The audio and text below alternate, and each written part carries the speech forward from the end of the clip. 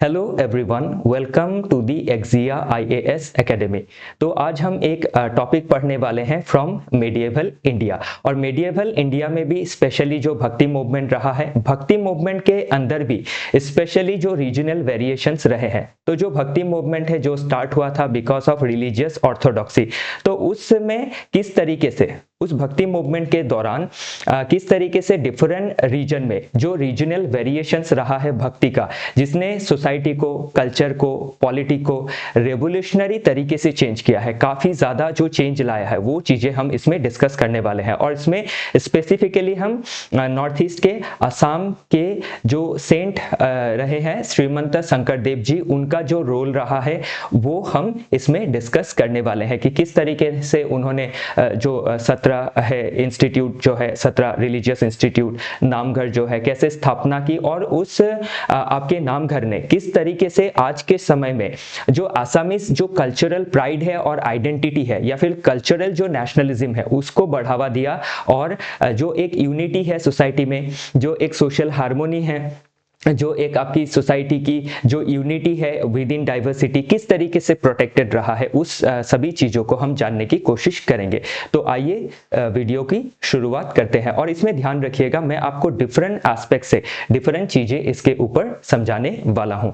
तो हमारे वीडियो का टाइटल है नामघर सेंट्रिक असमीज पीपल। तो वन बाय वन हम इन सभी चीज़ों को इसमें कवर करेंगे। और स्पेशली मैं इसको रिलीजियस एंगल से नहीं, बल्कि जो एग्जाम सेंट्रिक एंगल रहता है, डिफरेंट क्वेश्चंस पूछी जाती है, उस एंगल को ज्यादा कवर करने की कोशिश करूंगा। अगर इसमें कोई भूल चूक हो जाती है तो आप मुझे कमेंट सेक्शन में बता सकते हैं।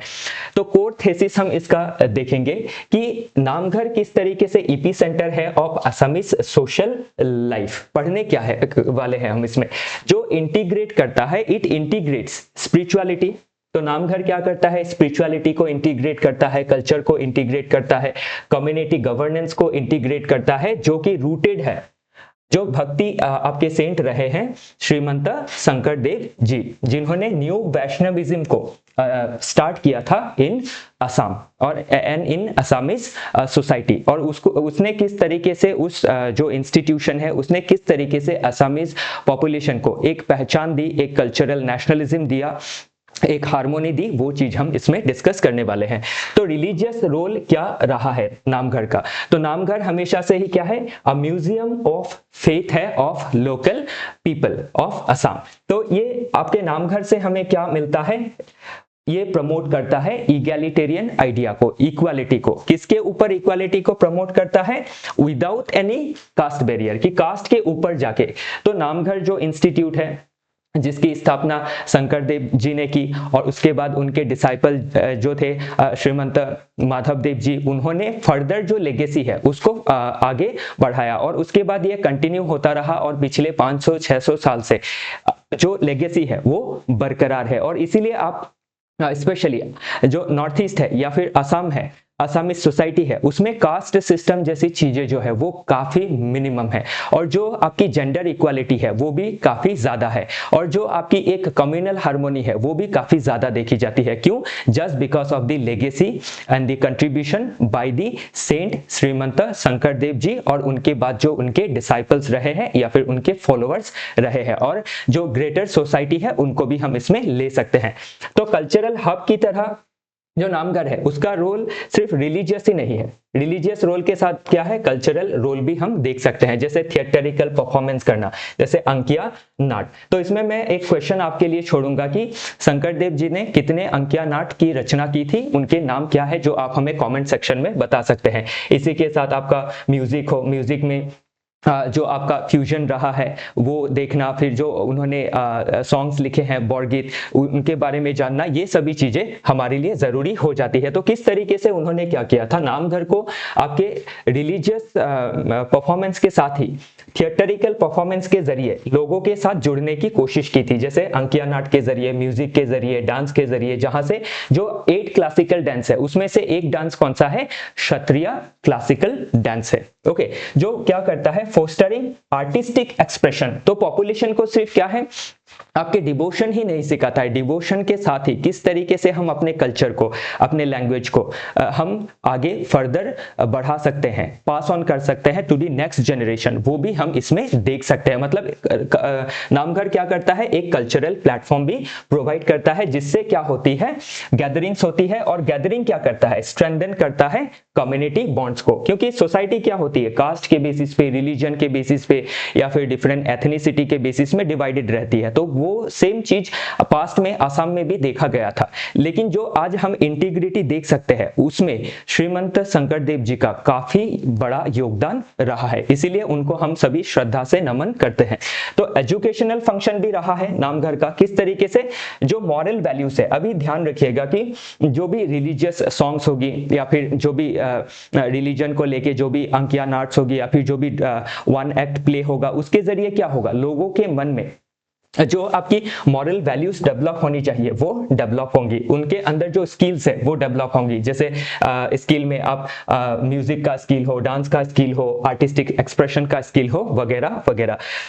तो इसमें हमने 3 रोल देखा नामघर का। तो नामघर मैंने नामघर का जो लिटरल मीनिंग है वो तो आपको बताया नहीं। नामघर क्या है, नाम मतलब नाम जपना, कीर्तन करना, और घर मतलब क्या, जो घर है जिसमें हम गैदर होंगे सभी। इरेस्पेक्टिव ऑफ जेंडर डिस्क्रिमिनेशन, कोई जेंडर डिस्क्रिमिनेशन नहीं रहेगा, कोई कास्ट डिस्क्रिमिनेशन नहीं रहेगा, कोई रिलीजियस डिस्क्रिमिनेशन नहीं रहेगा। सभी क्या कर सकते हैं, ईश्वर की शरण में आ सकते हैं और ईश्वर की आराधना कर सकते हैं एक साथ बैठ के। नेक्स्ट हम इसमें देखते हैं सपोर्टिंग एविडेंस क्या है। तो इसमें हिस्टोरिकल हम एग्जांपल्स देख सकते हैं। तो आज जो भी हमारी आसाम की सत्रिया संस्कृति है, मतलब सत्रिया क्या है, जो रिलीजियस इंस्टीट्यूशन है। और सत्र का ही जो एक छोटा हम रूप देख सकते हैं वो हो गया नामघर, जो हर विलेज में पाया जाता है। और इसमें क्या ध्यान रखिएगा, सत्र हो या फिर नामघर हो, तो दोनों में ही हम रिलीजियस रोल, कल्चरल जो रोल है, सोशल इंटीग्रेशन का रोल, एजुकेशनल फंक्शन देख सकते हैं। तो इसमें जो सोशल इंटीग्रेशन का रोल है वो किस तरीके से है, जो नामघर है वो आपके अब विलेज कोर्ट की तरह भी काम करता है फॉर डिस्प्यूट रेजोल्यूशन, और ये जेंडर इंक्लूसिविटी को भी प्रमोट करता है, स्ट्रेंथन करता है कम्युनिटी बॉन्ड्स को थ्रू गैदरिंग। तो जब स्पिरिचुअल डिवोशन के लिए या फिर ईश्वर की आराधना के लिए सब जब जमा होंगे, कोई बैरियर नहीं रहेगा, तो उससे क्या होगा, सब कम्युनिटी एक साथ रहेंगी, सभी ईश्वर का नाम जपेंगी, और उसमें प्रसाद वितरण होगा। तो उससे क्या है, कम्युनिटी के बीच में जो आपकी डिवाइड है वो खत्म हो जाएगी, जो कन्फ्लिक्ट है वो खत्म हो जाएगी, जो ब्रदरहुड है, सिस्टरहुड है, जो हार्मोनी है वो बरकरार रहेगी। तो इसमें जो हमारा कॉन्स्टिट्यूशन का रोल है कि यूनिटी एंड इंटीग्रिटी को मेंटेन करना, तो शंकरदेव जी ने कॉन्स्टिट्यूशन बनने से 500 साल पहले ही उन्होंने इंटीग्रिटी का जो मतलब इंटीग्रिटी के लिए जो योगदान दे सकते थे वो उन्होंने उसी समय पे हमारी सोसाइटी को दिया है। नेक्स्ट हम इसमें सपोर्टिंग एविडेंसेस में हिस्टोरिकल एग्जांपल्स हमने देखा, जैसे शंकरदेव जी ने एस्टैब्लिश किया था बौरदुआ में जो नामघर है। तो namghar in every Assamese village में आज हम देख सकते हैं। तो जो विलेज है उसको कौन जोड़ता है, नामघर। विलेज के जितने भी लोग हैं वो चाहे किसी भी समय पे एक साथ ना रहे, लेकिन एक समय पे एक साथ रहते हैं, वो है जब उनको नामघर में प्रेयर करना होता है। तो उस समय सभी गैदर होते हैं और जो हार्मोनी है वो बनी रहती है, और जो भी इशू है, कोई सोशल इशू है, कोई डिस्प्यूट है, उसको भी क्या किया जा सकता है, नामघर के जरिए सॉल्व किया जा सकता है। तो नामघर का क्या है, इसमें हम बहुत सारा रोल देख सकते हैं, वो हम 1 by 1 बाद में डिस्कस करेंगे। कंटेम्पररी रिलेवेंस अगर देखें तो आज के समय पे क्या है, यूज्ड फॉर फेस्टिवल्स, तो डिफरेंट फेस्टिवल्स के लिए, फिर मीटिंग्स के लिए, even issues like environmental awareness के लिए भी क्या है, नामघर जो है वो अपना काफी इंपॉर्टेंट रोल प्ले कर रहा है। तो आज के समय पे जो क्लाइमेट गोल्स हमें फुलफिल करने हैं उसमें भी नामघर का क्या है, काफी बड़ा योगदान रहा है। तो इसलिए हम देख सकते हैं कि कितना ब्रॉडर रोल प्ले कर रहा है। तो डिस्क्रिप्शंस में हम देखें तो नामघर क्या है, एक आपका ओपन हॉल है। तो नामघर जब आप आसाम विजिट करेंगे, आसाम को देखेंगे, तो उसमें आप देखेंगे कि जो नामघर होता है उसमें हाफ वॉल होती है। एक खुला आपका क्या होता है, प्रेयर हॉल होता है। तो उससे यही सिंबलाइज होती है कि namghar is open for all, उसमें कोई आपकी बाधा नहीं है। जो भी डिवोशंस को अचीव करना चाहते हैं, स्पिरिचुअलिटी को अचीव करना चाहते हैं, वो उनको नामघर में आपका एंट्री के लिए ओपन रखा गया है, अलाउड है फॉर एवरीबॉडी। ओके, तो इससे हम क्या देख सकते हैं, कोई डिस्टिंक्शन नहीं रखा गया है। एक जो आपका इक्वालिटी का कॉन्सेप्ट है वो मॉडर्न कॉन्सेप्ट बिल्ड होने से पहले ही, बहुत पहले ही बिल्ड हो गया, क्योंकि इक्वालिटी, लिबर्टी, फ्रेटर्निटी, फिर आपका जेंडर जस्टिस, ये सभी कॉन्सेप्ट जो मॉडर्न कॉन्सेप्ट्स है, इसको आपके 1500 में ही सेंट शंकरदेव जी ने अप्लाई कर दिया था। अभी तो हम कॉन्स्टिट्यूशन में देखते हैं, लेकिन इनका जो एप्लीकेशन है वो ऑलरेडी असम में हो चुका है और आज भी ये क्या है, एप्लीकेबल है, बरकरार है। ओके, इसीलिए आप देख सकते हैं कि सोसाइटी काफी हमारे असम में काफी फेयर है। ओके, काउंटर आर्ग्यूमेंट अगर देखें तो आज के समय पे क्या है, जो आपका नामघर का इंस्टीट्यूशन है वो उसका जो आपका एक हम कह सकते हैं कि डिक्लाइन की ओर है। क्यों डिक्लाइन की ओर है? क्योंकि जो यूथ है बिकॉज ऑफ मॉडर्न कल्चर वो आपके जो हमारे ट्रेडिशनल कल्चर है उसमें पार्टिसिपेट नहीं करना चाहती है या फिर करने में इंटरेस्टेड नहीं रहती है, तो इसीलिए addresses potential decline due to modernisation. तो जो डिक्लाइन देखा जा रहा है कल्चर में या फिर इंस्टीट्यूशन में, उसको हमें खत्म करना, उसको एड्रेस करना जरूरी है। और उसके लिए हम क्या कर सकते हैं, हमें एडाप्टेबिलिटी को लेना होगा। और इसमें क्या है, जैसे वुमेन का रोल को हम और बढ़ा सकते हैं, प्लस जो हमारे यूथ है उनको हम अपने कल्चर की जो अवेयरनेस है वो दे सकते हैं, ताकि जो हमारा इतना पुराना इंस्टीट्यूशन है, रिलीजियस इंस्टीट्यूशन, उसको हम बचा के रख सके। जो हमारा हेरिटेज है, जो हमारा कल्चर है, जो हमारी रिलीजियस इंस्टीट्यूशन है, उनको हम कंटिन्यू रख सके। क्योंकि जो इंस्टीट्यूशन है वो आज के जो मॉडर्न आइडियाज है उसको कई आपके 100 सालों से उसको कंटिन्यू करते आया है। ओके, चलिए देखते हैं आगे। नेक्स्ट है हिस्टोरिकल इवोल्यूशन। तो नामघर का जो आपका इवोल्यूशन है, विकास जो है किस तरीके से हुआ है, तो इसका स्टार्टिंग हम ट्रेस करेंगे फ्रॉम 1449 टू 1568। क्यों 1449 टू 1568? क्योंकि इसी समय हम शंकरदेव जी का जो लाइफ टाइम है उसको देख सकते हैं, उनका जन्म से लेके उनके डिमाइस तक। ओके, तो उन्होंने इंट्रोड्यूस किया था न्यू वैष्णविज्म को। तो वैष्णविज्म तो ऑलरेडी था ही, लेकिन उसमें जो आपके ऑर्थोडॉक्सी थी उन एलिमेंट को हटा के आपके क्या किया गया, इसको अनऑर्थोडॉक्स बनाया गया एंड ओपन बनाया गया फॉर ऑल, सिंपल बनाया गया फॉर ऑल, ताकि हर तबके के जो व्यक्ति है वो डिवोशंस को अचीव कर सके, साल्वेशन को अचीव कर सके। तो इसमें जो कास्ट रीडन सोसाइटी थी उसको चैलेंज किया किसने, नियो वैष्णविज्म ने, और एस्टैब्लिश किया 17 एट बोरदुआ, जो मैंने ऑलरेडी दिखाया है, और आपके Namghar as prayer hall. 16th century में हम अगर देखें तो माधव देव जी ने, शंकर देव जी के डिसाइपल थे, उन्होंने इस मूवमेंट को और एक्सपेंड किया था। ओके, और Namghar becomes centre for Ankiya Naat और काउंटरिंग ऑर्थोडॉक्स ब्राह्मणिज्म। तो जो ऑर्थोडॉक्सी थी इन रिलीजन उसको खत्म करने में बहुत दूर रोल प्ले किया है।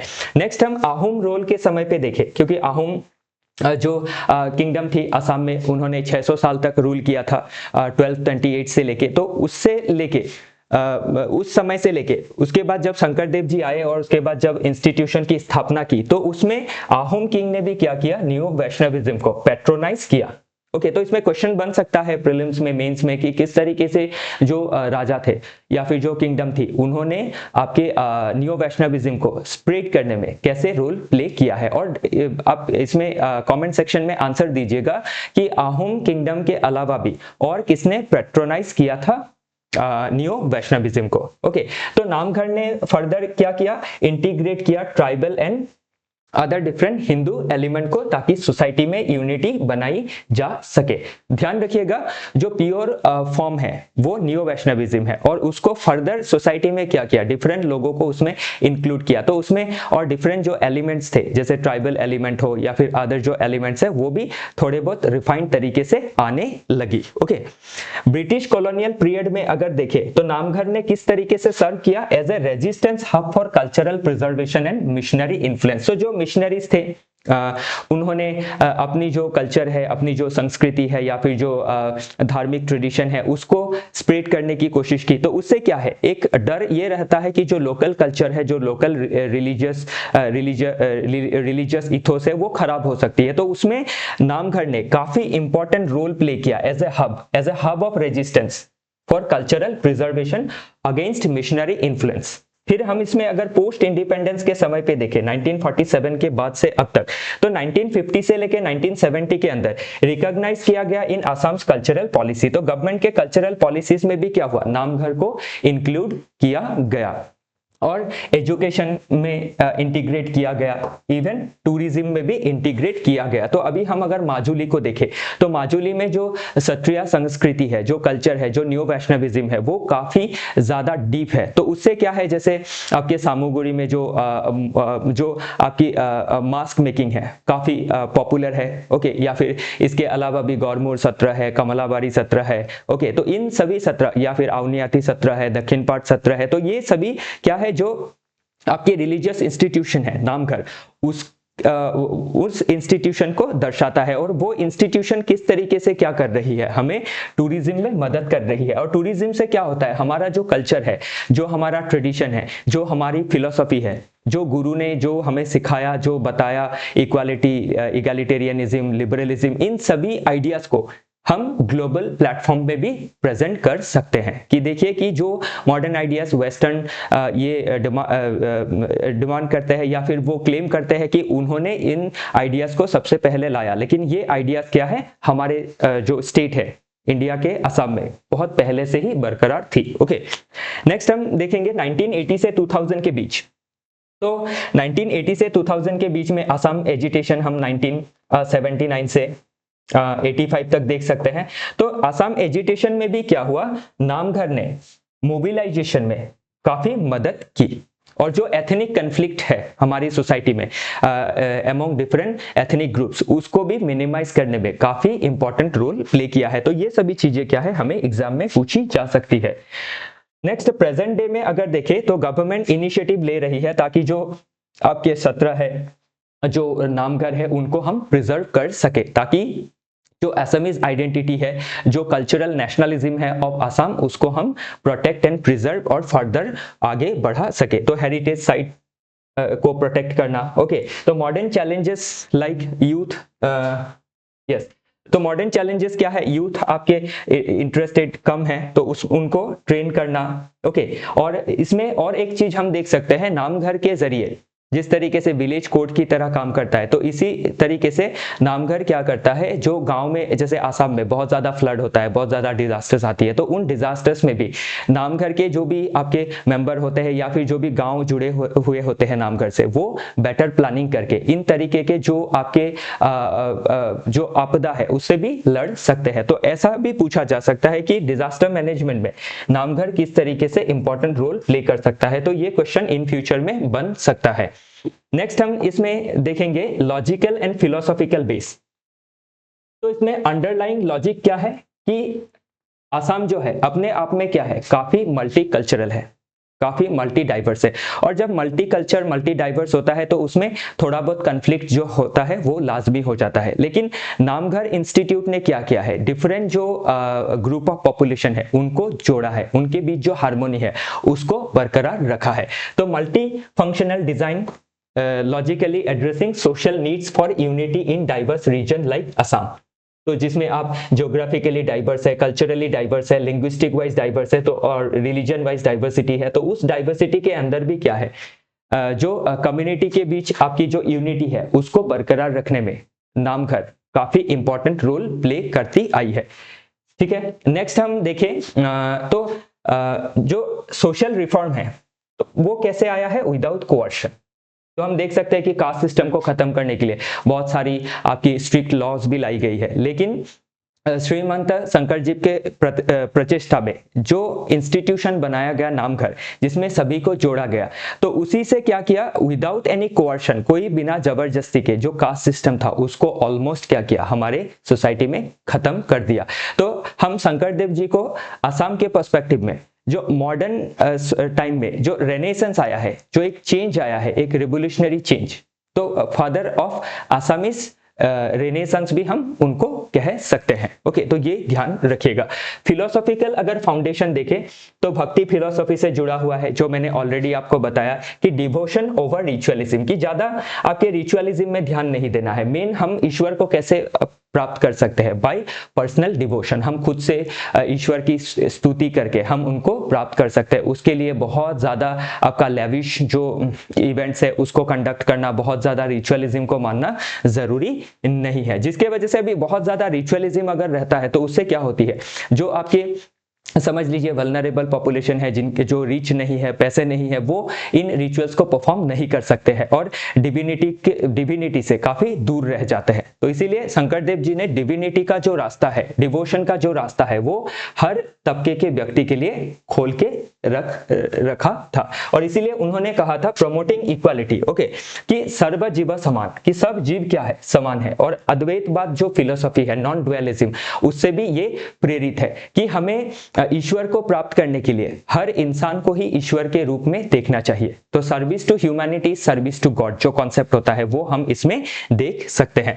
तो ह्यूमैनिज्म में अभी जब इगैलिटेरियन आइडियल्स आए हैं, इगैलिटेरियन मतलब क्या, कि इक्वल फुटिंग में सभी को देखना। तो इसमें जो मैंने वर्ड यूज किया था रेनेसांस ह्यूमैनिज्म, तो एक ह्यूमैनिज्म को लाया कि हम जब हर इंसान में भगवान को देखेंगे तो हम किसी को हेट नहीं करेंगे, ओके, किसी को हम सोसाइटी से अलग नहीं रखेंगे या फिर कास्ट सिस्टम को हम प्रैक्टिस नहीं कर सकेंगे, क्योंकि हमें हर इंसान में क्या दिखता है, ईश्वर दिखता है। तो हर इंसान की अगर हम नीड्स को पूरा करते हैं, उनको डिग्निटी देते हैं, उनको पार्टिसिपेट करवाते हैं इन इक्वल फुटिंग, तो उससे क्या होगा, ह्यूमैनिज्म आगे बढ़ेगा और जो यूनिटी है, इंटीग्रिटी है, वो बरकरार रहेगी। और इसी से क्या होगा, सोसाइटी का हॉलिस्टिक डेवलपमेंट होगा। तो सोसाइटी में अगर बहुत ज्यादा डिवीजन रहता है तो सोसाइटी कभी यूनाइट नहीं हो सकती है for common goals like economic development, okay.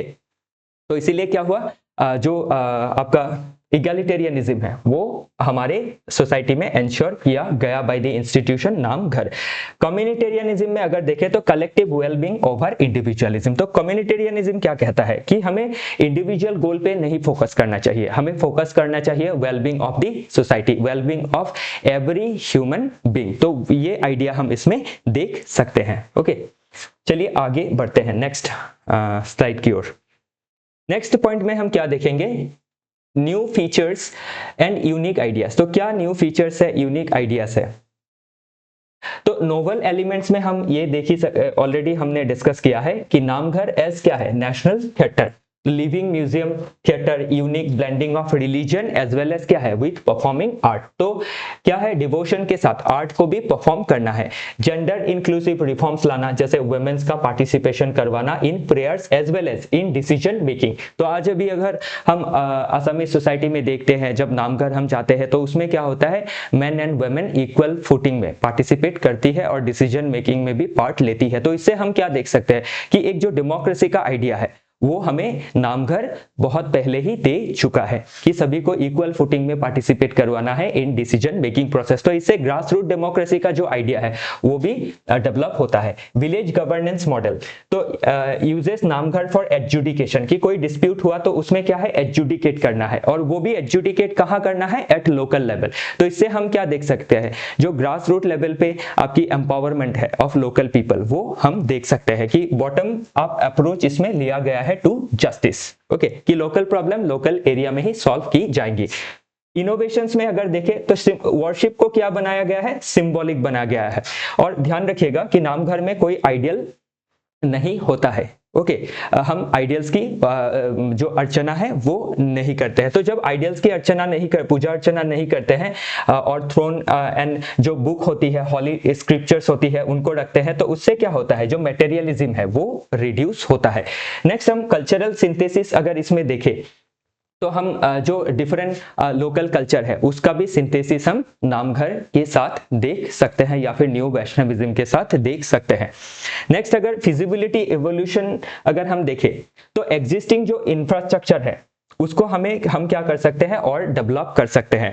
Plus हम अर्बन एरिया में भी आज के समय पे एडॉप्शन देख सकते हैं, लेकिन इसको और बढ़ाना जरूरी है। मैं डिफरेंट अर्बन सेंटर्स में जब जाता हूं तो देखता हूं कि वहां पे भी आपकी नामघर जो इंस्टीट्यूशन है वो अवेलेबल है, लेकिन हिसाब से कम है, तो और इंस्टीट्यूशंस अवेलेबल होने चाहिए। और जो आपकी डिजिटल आर्काइव्स है, तो जो भी लिखित किताबें हैं, जो भी स्क्रिप्चर्स लिखी गई है, उसको हम क्या कर सकते हैं, डिजिटली आर्काइव कर सकते हैं, जिससे क्या होगा, हमारा जो कल्चरल ट्रेजर है, जो बुक्स है, जो लिटरेचर है, उसको हम सेव कर पाएंगे एसोसिएटेड विथ न्यू वैष्णविज्म। और क्या चाहिए, रिक्वायर फंडिंग। तो फंडिंग के लिए गवर्नमेंट भी क्या कर रही है, मदद कर रही है। और हम एथिकल अलाइनमेंट विथ सेकुलरिज्म तो ऑलरेडी देख सकते हैं, बट आज के समय पे जो सोसाइटी पे इनटॉलरेंस है, उसमें हम श्रीमंत शंकरदेव जी का जो आइडिया है ऑफ इगैलिटेरियनिज्म, उसको हम अप्लाई कर सकते हैं for social harmony. Okay, next देखते हैं, नेक्स्ट पॉइंट में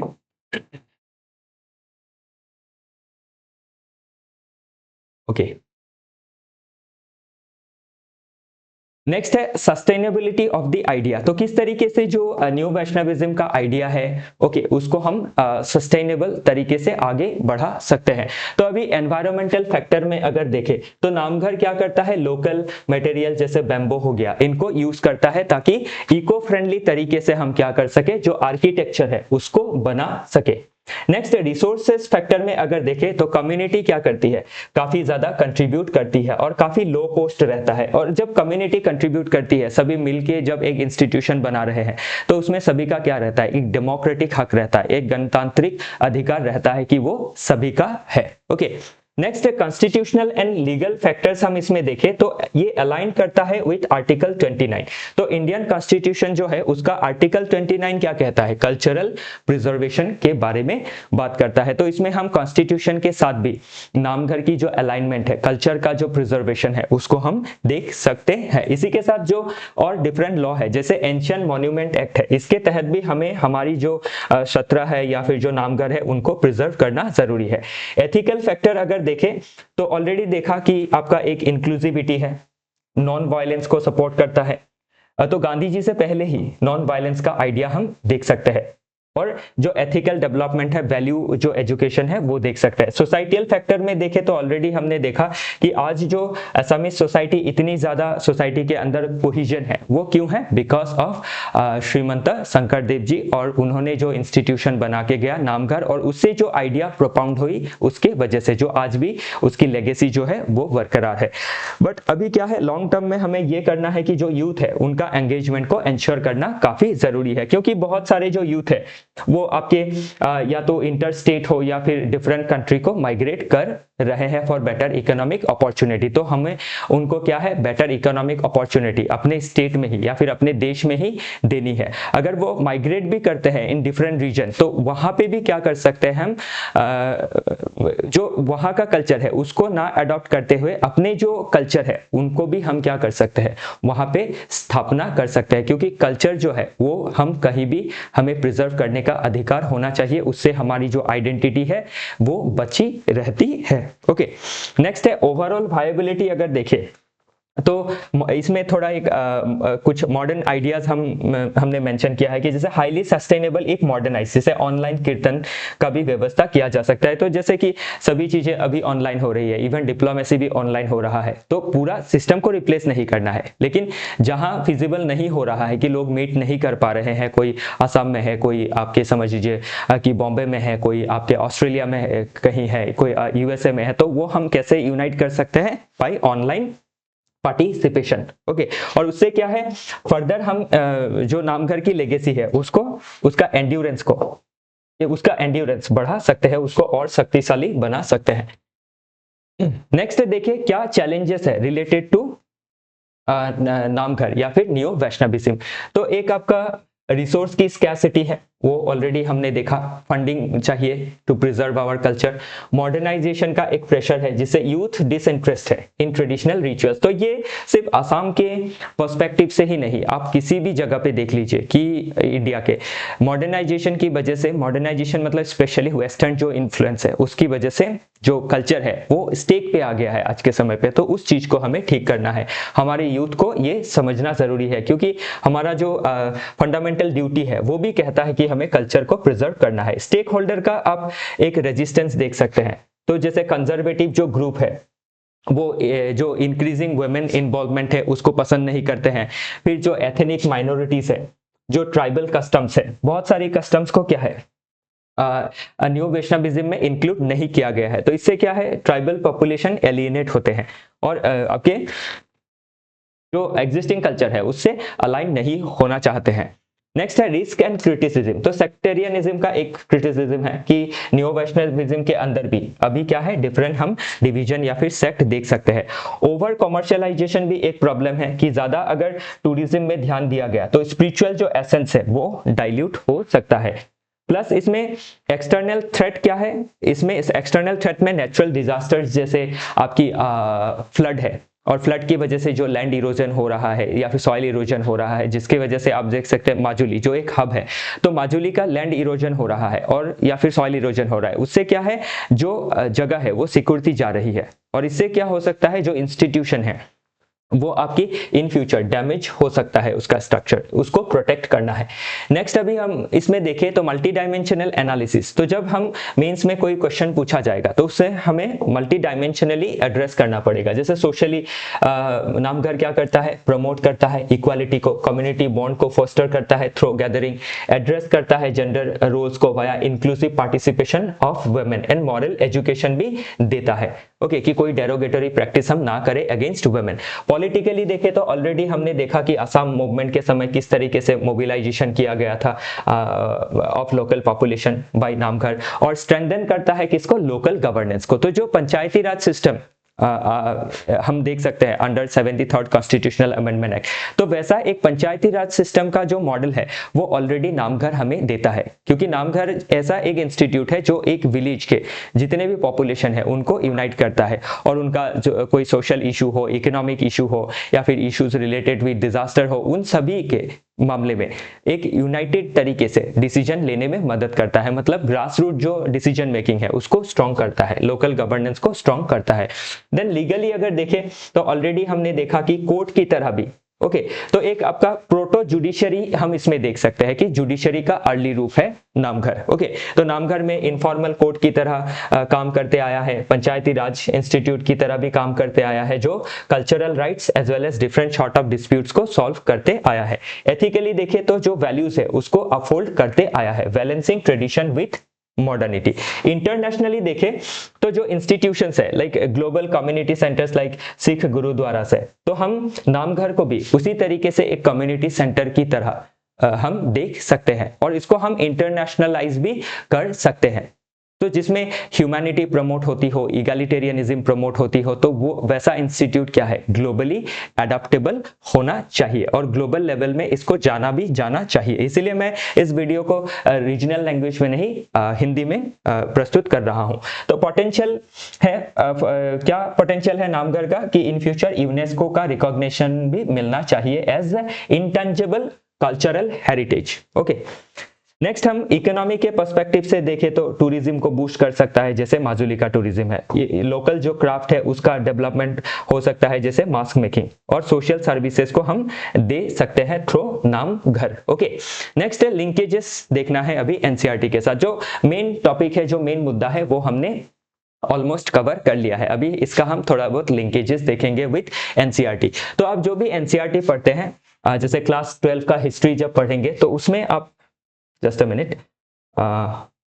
उसमें आप क्या है थीम्स देखेंगे in Indian history part 2, specially chapter 6 में भक्ति एंड सूफी ट्रेडिशन के बारे में मेंशन है। तो भक्ति मूवमेंट को हमें क्या है, रीजनल जो सेंट है उनके साथ उनको भी हमें पढ़ना होगा। तो भक्ति मूवमेंट को एज ए होल तो हम पढ़ेंगे ही कि क्या आपका इम्पैक्ट रहा है भक्ति मूवमेंट का, या फिर क्यों सिग्निफिकेंस, क्या सिग्निफिकेंस है इसका, और इसी के साथ जो आपके रीजनल जो भी सेंट फिगर्स है उनको हम डिस्कस करेंगे, जिसमें हमने एक सेंट के बारे में डिस्कस किया, सेंट श्रीमंत शंकर देव जी। फिर क्लास 7 के हिस्ट्री में आवर पास्ट में भी हम डिवोशनल पाथ टू डिवाइन देखते हैं, तो उसमें भी हमें ये देखना है कि भक्ति सेंट्स को कवर किया गया है। तो understanding new Vaishnavism and egalitarian ethos, तो इसको आपको कवर करना है। सोशियोलॉजी में इंट्रोड्यूसिंग सोशियोलॉजी चैप्टर 6 में जो सोशल स्ट्रक्चर है, सोसाइटी में जो स्ट्रैटिफिकेशन है, सोशल प्रोसेस जो है, उसमें हम कनेक्ट कर सकते हैं कम्युनिटी इंस्टीट्यूशंस लाइक नामघर को इन मेंटेनिंग सोशल कोहेजन। फिर यूपीएससी का जो सिलेबस है उससे ये कैसे लिंक है, GS paper 1 Indian culture and heritage से लिंक है, क्योंकि जो नामघर इंस्टीट्यूट है और उसमें जो भी आपकी 1 एक्ट प्ले हो, या फिर जो म्यूजिक हो, या फिर सॉन्ग्स हो, या फिर आपकी क्लासिकल डांस हो, ये किस तरीके से क्या कर रही है, आपकी आर्ट फॉर्म्स को जनरेट किया है इसने और एक कल्चरल हेरिटेज की तरह काम कर रही है, वो हम देख सकते हैं। तो इसमें हम जो सेलियन एस्पेक्ट ऑफ इंडियन सोसाइटी है कि किस तरीके से डाइवर्सिटी में भी यूनिटी बरकरार है, उसको हमें कनेक्ट करना होगा। GS paper 2 governance and social justice के पर्सपेक्टिव से, तो सोशल जस्टिस में भी क्या है, नामघर ने काफी इंपॉर्टेंट रोल प्ले किया है और करता आया है और करता रहेगा। ओके, तो वो चीज हम इसमें देख सकते हैं। प्लस सेल्फ गवर्नेंस के बारे में ऑलरेडी बताया कि पॉलिटी में तो अभी चीजें आइडिया में आई है, लेकिन मॉडर्न पॉलिटी में, लेकिन हम आसाम में बहुत पहले से देख सकते हैं। जीएस पेपर 4 एथिक्स से हम कवर कर सकते हैं कि किस तरीके से ह्यूमन वैल्यूज को फर्दरेंस किया गया बाय भक्ति फिलोसफी अक्रॉस इंडिया और किस तरीके से कम्युनिटी को इंटीग्रेट किया गया। ऐसे में भी क्या है, कल्चरल थीम्स पूछी जा सकती है। 125 आपके जो मार्क्स के लिए 250 मार्क्स का 2 ऐसे, तो उसमें हम ये चीजें हमें पूछी जा सकती है इन 800 to 1200 वर्ड्स जिसको आपको लिखना होगा। नेक्स्ट है ऑप्शनल सब्जेक्ट में भी हिस्ट्री में मेडिएवल इंडिया के बारे में, भक्ति मूवमेंट के बारे में हमें देखना जरूरी रहेगा। देन अगेन सोशियोलॉजी, एंथ्रोपोलॉजी, सभी चीजों से ये लिंक करता है। ओके, तो बाकी और थोड़ा अगर डीप इसको लिंक करना चाहे तो इसमें देखिए आपकी नामघर एग्जाम्पलीफाइज लिविंग हेरिटेज, तो लिविंग हेरिटेज है, आज भी हम जीता जागता इसका सबूत देख सकते हैं, जो भक्ति ट्रेडिशन को अभी भी कंटिन्यू रखा है या फिर बरकरार है। एथिक्स में हम इंटीग्रेट कर सकते हैं गांधी जी का फिलोसफी जो है, तो किस तरीके से मॉडर्न फिलोसोफर्स को हम हमारे ट्रेडिशनल फिलोसोफर से लिंक कर सकते हैं वो देखना जरूरी है। तो गांधी जी का जो आइडिया है सर्वोदया, तो ये सर्वोदया जो है गांधी जी का सोशलिज्म है। जैसे मार्क्स ने सोशलिज्म का कम्युनिज्म के बारे में कहा था, तो गांधी जी को हम कैसे लिंक कर सकते हैं, थ्रू सर्वोदया। और मार्क्स और गांधी जी ने जो आइडिया दिया सर्वोदया, उससे बहुत पहले ही सेंट श्रीमंत शंकरदेव जी ने इगैलिटेरियनिज्म का आइडिया को प्रपाउंड किया इन असमीज सोसाइटी, जिससे आज असमीज सोसाइटी जो क्या है काफी मतलब जो आप देख सकते हैं वेलफेयर है, आप असम में देख सकते हैं। और असम में आप लैंडलेस लोगों की संख्या जो है काफी कम देखेंगे, सभी के पास थोड़ा बहुत होने से भी लैंड मौजूद है। तो ये क्यों हुआ है, because of this ideas. Okay, next है हम आगे देखें फिलोसॉफिकल एंगल, ऑलरेडी ये मैंने अद्वैतवाद के बारे में आपको बता दिया है। एपिस्टेमोलॉजिकल एंगल अगर देखें तो क्या कर रहा है, promote indigenous epistemology via oral tradition. तो जो भक्ति ट्रेडिशन है उसमें रिटन एंड ऑरल दोनों ही ट्रेडिशन है, और उससे क्या है जो लोकल एपिस्टेमोलॉजी है, जो लोकल आपकी नॉलेज है, जो ट्रेडिशनल नॉलेज है, हम उसको प्राप्त कर सकते हैं और उसको कंटिन्यू रख सकते हैं। वे फॉरवर्ड में क्या करना है, इंटीग्रेट करना है नामघर को with school curriculum. Digital artefacts, हम आर्टिफैक्ट्स को डिजिटाइज कर सकते हैं ताकि हम ग्लोबल एक्सेस को दिला सके। फिर रिफॉर्म्स में क्या कर सकते हैं, इंटर कम्युनिटी डायलॉग्स को फर्दरेंस कर सकते हैं, youth in management via skill programmes. फिर पॉलिसी रिकमेंडेशंस में क्या है, जैसे स्कीम है लाइक प्रसाद, उसको हम इसमें लिंक कर सकते हैं to protect the institution Namghar. Then promote कर सकते हैं इको टूरिज्म को, और डिफरेंट एनजीओ कोलैबोरेट कर सकती है टू प्रिजर्व आवर कल्चर। अभी हम इसमें जो सबसे अहम पहलू है इसका वो देखने वाले हैं कि किस तरीके से भक्ति मूवमेंट से different sort of question UPSC as well as state PCS में पूछा गया है, प्रीलिम्स में भी और मेंस में भी। तो ये काफी फेवरेट टॉपिक रहता है जो यूपीएससी पूछते रहता है बार बार। तो इसमें यूपीएससी सीएससी प्रीलिम्स में आप देख सकते हैं वैष्णवा सेंट ऑफ असम श्रीमंत शंकरदेव जी के बारे में ऑलरेडी पूछा गया है। उनका जो भगवती धर्म है या फिर न्यू वैष्णविज्म है उसके बारे में पूछा गया है। फिर 2018 में to which Indian state did Shrimant Shankardev ji belongs, तो ये भी ऑलरेडी पूछा गया है in respect of this Bhakti movement. Then 2015 में भी अगर देखें तो इसमें आपके डिफरेंट भक्ति सेंट के नाम दिए गए हैं और उनको कौन से राजा ने जो है आपकी पेट्रोनेज दी है वो भी पूछा गया है। तो वो भी पूछा जा सकता है, जो क्वेश्चन मैंने ऑलरेडी आपको बताया है कि आप उसका आंसर हमें कमेंट सेक्शन में दीजिएगा। ओके, तो इसमें यूपीएससी के मेंस में भक्ति मूवमेंट का क्या रोल रहा है इन कल्चरल डेवलपमेंट, उसका रीजनल वेरिएशन हमने देखा, न्यू वैष्णविज्म, तो ये सभी चीजें पूछी जा सकती है। और एपीएससी में भी क्या है ऑलरेडी क्वेश्चंस पूछे गए हैं, जैसे discuss the contribution of Namghar in the social life of medieval Assam. Then 2022 में Namghar is a community centre for holistic human capacity development, तो किस तरीके से होलिस्टिक ह्यूमन कैपेसिटी को डेवलप कर रहा है, तो वो चीज हम इसमें देख सकते हैं। तो फर्स्ट सत्रा किसने एस्टैब्लिश किया वो भी पूछा गया है। Discuss the status and role of Namghar and Satras in social and cultural life of Assam. तो कल्चरल लाइफ हो, सोशल लाइफ हो, जेंडर इक्वालिटी हो, या फिर लोकल सेल्फ गवर्नमेंट के डेवलपमेंट में हो, या फिर डिजास्टर मैनेजमेंट में हो, या फिर किस तरीके से जो क्लाइमेट गोल्स है उसको भी फुलफिल कर सकती है, ये सभी चीजें पूछे जाने की पूरी संभावनाएं रहेगी। प्लस इसमें हमने आपको एक मॉडल क्वेश्चन दिया है और उसका आंसर भी दिया है, तो ये आपके लिए होमवर्क है। आप क्वेश्चन को देखिए, आंसर को एक बार मॉडल आंसर को पढ़िए और खुद से लिखने की कोशिश कीजिए, क्योंकि फाइनल सिलेक्शन आपको मेन से दिलवाएगा। फिर सेकंड क्वेश्चन एपीसी मेंस में ऑलरेडी 2023 में जीएस पेपर 5 में पूछा जा चुका है, जो आपका क्या है, असम स्पेसिफिक पेपर है। ओके, और इसमें आपको क्या करना है, जो की पॉइंट्स है उसको जॉट डाउन करनी है ताकि आप इसको बेटर रिवीजन कर सके। तो इसीलिए ध्यान रखिएगा, मैंने जो भी इंपॉर्टेंट पॉइंट्स है उसको या तो मैंने अंडरलाइन कर दिया है, या फिर उसको बोल्ड कर दिया है, या फिर उसमें आपका उसको रेड कर दिया है, तो ये सभी चीजें पूछी जा सकती है। आई होप आप सभी ने क्लास को एंजॉय किया, और जो रीजनल आपकी वेरिएशंस है इन भक्ति मूवमेंट उसमें आप आसाम को जान पाए। ओके, और आसाम के बारे में जानने की बहुत सारी चीजें हैं, तो मैं कोशिश करूंगा कि विथ टाइम आपको आसाम के बारे में कॉम्प्रिहेंसिव तरीके से डिफरेंट चीजों को बता पाऊं। तो हमारे साथ जुड़े रहने के लिए आप सभी का बहुत बहुत धन्यवाद।